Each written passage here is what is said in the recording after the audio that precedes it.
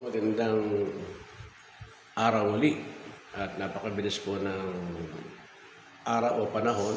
Ngayon po ay nasa huling Sabado na po tayo ng July at matatapos na po ang buwan ng Hulyo. Papasok na po sa panibagong buwan ng Agosto at salamat sa Panginoon. Bagamat ika nga halos pare-pares lang naman, tumatakbo ang araw. Magdidilim, tayo po yung magpapahinga ng kinagabihan, pero gano'n naman po hindi pa rin po nababago patuloy ang araw-araw na pagbibigay po ng patnubay, ng kapangyarihan, ng presensya ng Diyos sa ating buhay. Ito yung pinakamagandang bagay po na dapat po natin pagpasalamat.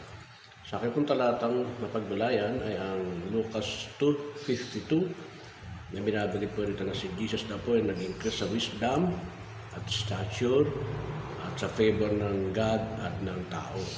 Dito pinapakita po na kung saan po bagamat may mga teaching po ang Mormons sa ganitong uri na kung saan po si Jesus Christ daw po ay lumaki at nung mag-mature na sa kanilang siya naging parang na impressions ng God o God ay nasa kanya na. Ganon din po yung teaching naman ng Iglesia na talagang si Kristo po ay tao lamang na kung saan po ay lumaki. Pero kung titignan po natin, dito po ang pinag-usapan hindi naman po yung pagka-Diyos po ni Kristo. Bagamat ang ating Panginoon sa Kristo, ever since po Diyos na po siya, since di ba po sabi po sa Bible, wala pa sila Moses, wala pa sila Abraham, wala pa ang lahat ng tao, kahit si Adan.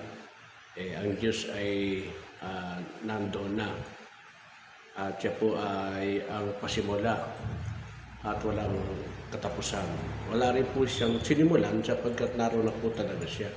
So dito, kumbaga sa pagkakataon ito, ay patuloy po natin makita na ang Kristo natin sinasampalatayan ay Diyos. Bagamat dito, pinapakita po yung humanity po. Na talagang ipinapakita po kung paano pong lumaki at nakasalamuha po ng sanlibutan o ng humanidad o ng sangkatauhan ang Panginoon Kristo. At dito ipinapakita po yung kanya pong tinatawag na pamumuhay na mayroon pong kabanalan at hindi po talaga nagkasala. Kaya dito po, pinapakita lang po sa atin na ang Diyos na ating po kinikilala ay tunay na dapat nating sampalatayanan sapagkat siya po ay marunong sa lahat, perfect, at kaya naman dapat po tayong patuloy po na lumapit po sa Diyos na buhay na siyang pong nag-alay ng buhay para po sa ating kaligtasan. Kaya naman po dito, ipinapakita rin po sa atin na sa bawat yugto ng buhay natin, si Kristo po ay dumanas din po ng lahat ng kahirapan dito sa mundong ibabaw sapagkat ang kanyang pong pagkaparito ay hinubad niya ang kanyang pagiging Diyos at nagsilbing alipin, meaning nakisalamuha siya upang ang kanyang pong layunin ay masagip po tayo sa kasalanan sa dagat-dagatang apoy. Yun po ang pinakakatotohanan po dito. Kaya naman po dapat po lagi po nating bibigyan diin na ang Diyos po natin sinasamba ay tunay na makapangyarihan at tunay po ang paglapit natin at tunay po ang sabi nga po ng Biblia, siya ang katotohanan, siya ang buhay at kung wala raw po makakaparoon po sa Diyos Ama sa pamagitan po natin Panginoon sa Kristo. Tayo po yung patuloy lamang manindigan po na araw-araw may mga pagbabago, araw-araw may mga bagay na mga kusan tayong naranasan.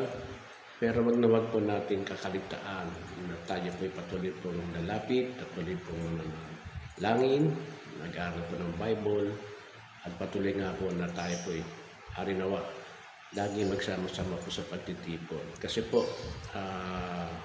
given naman po yung mga pangyayari sa buhay. May panghihinawa, mayroon pong kapaguran, may kalungkutan, may kahirapan, may pighati. Pero sa kabila po lahat ng iyon, ang Diyos po ay may control po sa lahat ng bagay. Ang Diyos po ay isang basihan para po tayo patuloy pong lumaban, mamuhay sa mundong ibabaw sapagkat tayo po ay anak ng Diyos, tayo po ay hindi iiwan, hindi kakalitan po ng ating Panginoon sa Kristo. Salamat po at magandang araw po sa lahat.